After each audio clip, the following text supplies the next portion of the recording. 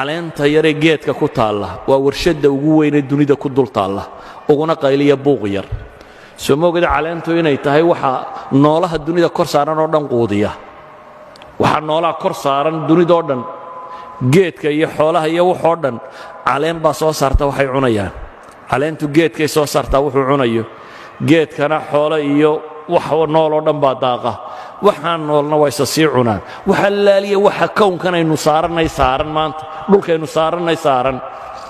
warshadda kaliya soo saarta waa caleentaa yar iyana photosynthesis yar oo ay cadceedda inooga qabato ayay farsamadoo dhan ku samaysa ilaahay subxaana wa tacaala ifkaasuu cirka ka keenay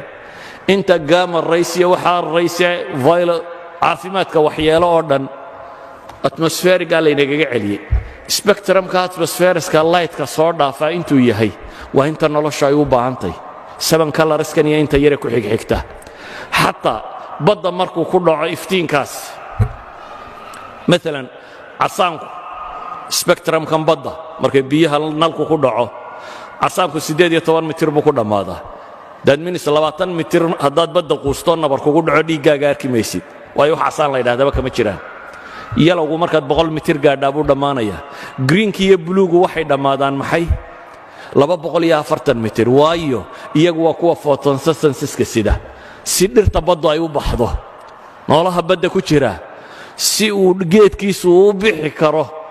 ilaahay subxaanahu wa tacaala nalalka kaloo dhan meesha sokaa lagu reebay laakiin greenka iyo buluuga photosynthesiska waxay ka kariyaan dhirtu cunnada ka sameeyaana ilaahay wuu sii daayey ilaahay ay ka gaadhaysa 240 mitir roobka cirka ka soo da'aya biyaha ilaahay wuxuu ka dhigay dissolvable wax kastaaba ku milmi karaan inta ugu badan mineralsku waxay ku milmaan waa biyaha roobku markuu soo da'o ee webiyadu dareeraan 5 bilyan oo tan oo chemical bay badda geliyaan oo nooluhu u baahan yahay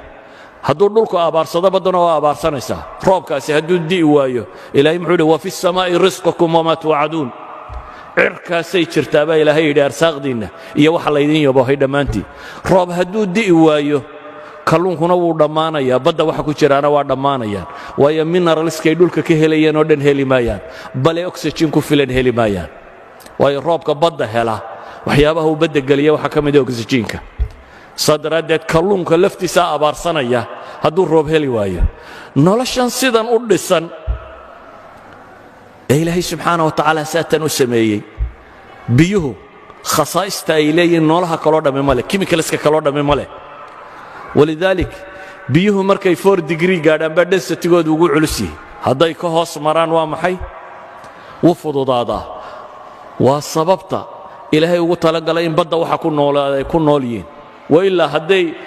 0 degree markay sii gaadhaba hadduu densitigu sii cuslaanayo barafku hoostuu mari lahaa iminka barafku dushuu sabeeya hoostana biyaha sabeeya haddii biyuhu ay la mid noqon lahaayeen materialka kaloo markay sii qaboobaanba densitigu culaysku sii badan lahaa oo biyuhu ay barafku hoosta maro noolahoo dhamma oo dhiman lahaa ilaahay markuu uu kala bedelay baddaa waa la dhanaaniyey lowlaa aanay dhanaan ahayn dunida qudhumuun baa loogu dhiman lahaa milixdaa ay tahay ee leedahay ayaa badda waxa ku bakhtiyey iyo waxaynu ku gurayno iyo waxoo dhan urtooda bedeli lahaa wa ilaa dunidoo dhamme ur bay u dhiman lahayd hadday biyaha baddu macaan yihiin waxaynu isleenahay hadday baddu inoo macaanaato mala biyaad ka dhergi lahayd baad isleedahay maad noolaateen yacni noloshan sida ilaahay u dhiga ay u taallo hadday bad tahay iyo hadday barri tahay hadday xayawaan tahay hadday miqdaarka biyo ee cirka ka soo da'aya tahay hadday temperature tahay hadday yacni dhulku waxay dhahdaan ilaa 100 degree buu temperaturekiisu kala sarreeyaa marka loo eego equatorialkiisa iyo maxay iyo north polkiisa haddaanay sidaa ahaan lahayn bay leeyihin noloshu ma jirteen wax kastoo innaga aynu isleenay malaa sida kalea ku fiicnaan lahaa scientifically waxay leeyihin hadday sida kale ahaan lahayd noloshu ma jirteen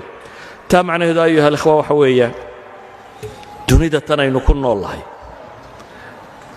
waa halkaa uu ninka saynisyahankay ka leeyahay waa tailor made for man buu yidhi waa bahal loo dawaariyey bini aadamka loo dawaariyey waa ilaa intanoo dhamm inay sudfa ku dhacdo koojanis ay ku dhacdo waa waxaan suurtagal ahayn waanaynu shalay soo tilmaamnay wax allaaliya waxay sheegayeena koojaaniskoo dhamm inaan waxba ka jirin